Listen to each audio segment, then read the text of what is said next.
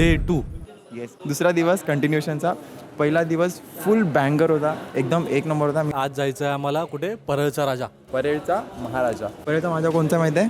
Balancing मूर्ती जी आपण last year बघितली होती, जी सगळ्यात युनिक मूर्ती होती, तिकडचा लास्ट इयर जसं आम्ही नॉर्मली फिरतो पूर्ण नाईट, आम्ही लोक नाईट आउटमध्ये सगळे गणपती फिरत असतो विसर्जनाच्या वेळी. आणि फिरता फिरता आम्ही वरच्यावरतून लालबाग कधी पोहोचला आम्हालाच माहीत नाही. तिथे गेलो लालबागला, सगळ्यात युनिक मूर्ती होती ना, ती होती ती परेडचा महाराजाची. हां, खूप मस्त होती ती मूर्ती. आणि त्याच आज मंडळाला आम्ही भेट देणार आहे. मेन ते पाठपूजन आहे. 5:30 आम्ही पोहोचणार आहे. सगळे प्रिपरेशन होऊन, आणि आज तिथे खूप जास्त क्राऊड आहे कारण आज आजपासून आगमन स्टार्ट झाले. कारण आज 2 ऑगस्ट आहे. August is the month of official आगमन इव्हेंट. तर प्रॉपर इव्हेंट चालू झालेले आहेत. आता मुंबईमध्ये देव आले आहेत. आता मुंबईमध्ये सगळीकडे मुंबईची एनर्जी परत आलेली आहे. गणपती येतात. या इव्हेंटपासून जी स्टार्ट झालं आहे. मुंबई जागी होते, भांडण नाही, कुठेही काही नाही, सगळे एक सुरामध्ये बोलतात गणपती बाप्पा मोरया. कालचा जो पार्ट जो कसा वाटला तो नक्की कमेंट करा आणि सांगा किती एनर्जी होती, कोण कोण उमरखाटी राजासाठी आले होते, आणि कसा वाटला व्हिडिओ, कसा वाटला पूर्ण एन्व्हायरमेंट, किती मजा आली. कमेंट करा. जे काय असेल ते रिव्ह्यूज आपले टाका. आणि कालचा इव्हेंट जो होता तो काही ब्लॉगसाठी नव्हता, फक्त याच्यासाठी होता की उमरखडीमध्ये नक्की काय असतं. आम्हाला पण माहीत नव्हतं, फर्स्ट टाईम होतं. तुझं पण? माझा पण फर्स्ट टाईम होता. मी ऐकलं होतं की उमरखेडीचा राजा असा फेमस आहे, पण गेलो कधी नव्हतो. काल आम्ही फर्स्ट टाईम गेलो होतो दोघे पण. तर कालचा मोटिव्ह हेच होतं की ज्या लोकांना तिथलं माहीत नाही, जी लोक तिथे गेले नाही आहेत, त्यांच्यासाठी की काय कसं असतं. म्हणून ब्लॉगिंग एकदम काहीच नाही केलं. तिथले व्हिज्युअल्स की काय सेलिब्रेशन असतं. गणपती म्हणजे मुंबईमध्ये येणं सुरुवात कशाला बोलतात. आणि मंडळाने एवढं छान काम केलं. पोलिसांनी पण मदत केली आहे. तिथे जास्त कोणता फालतू क्राऊड आला नाही. 4-5 आलेला, त्यांना आम्ही पोरांनीच हटवलं. पण भारी मजा आली. स्त्रियांना पण काही प्रॉब्लेम नाही, मस्त होता. आजचं बघूया कसं काय जातं आहे.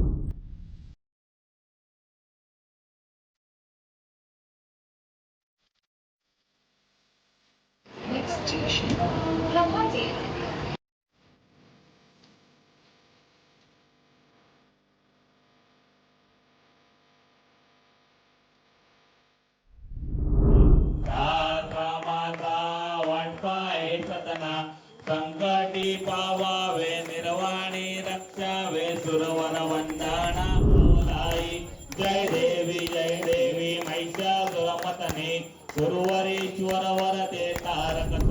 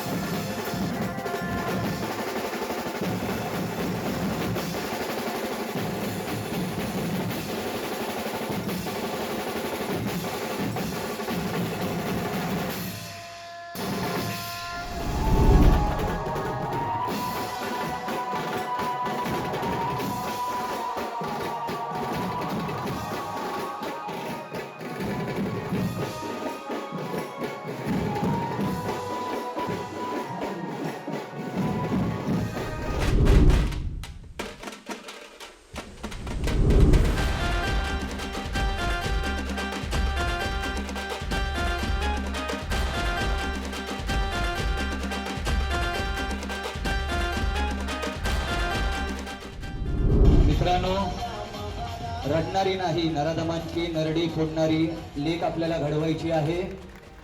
म्हणून सर्वांनी लवकरात लवकर आपल्या मुलांना मल्लखांबातच नाही पण नक्कीच कोणत्या ना कोणत्या तरी मैदानी खेळात नोंदवायचंय. आपण जर मुलींचे खेळ बदलाल तर आपल्या मुली नक्कीच बदलतील.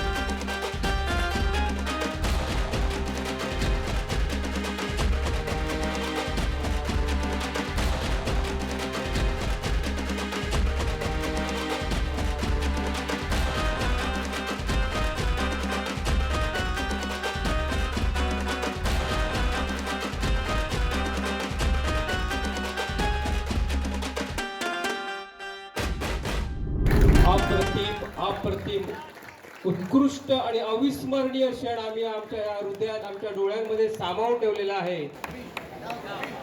ऋतुराज अकॅडमी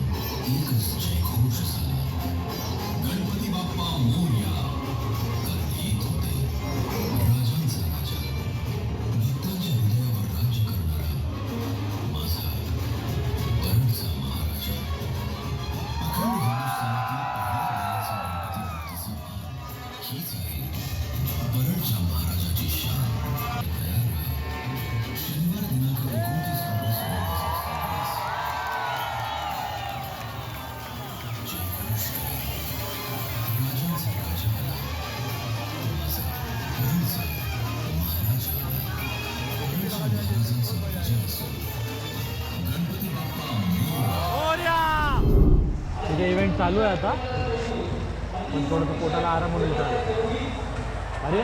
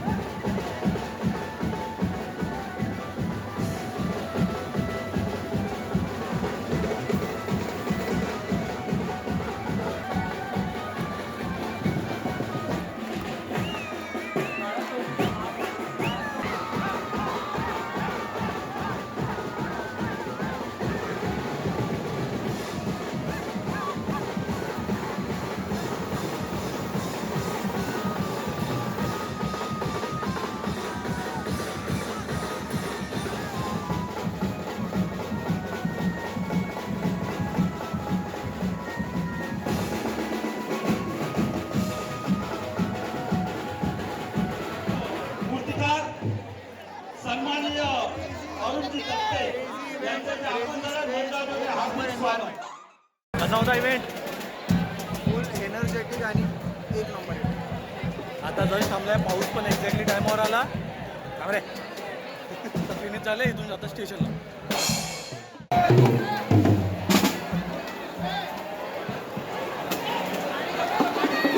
सण असे साजरे केले पाहिजे.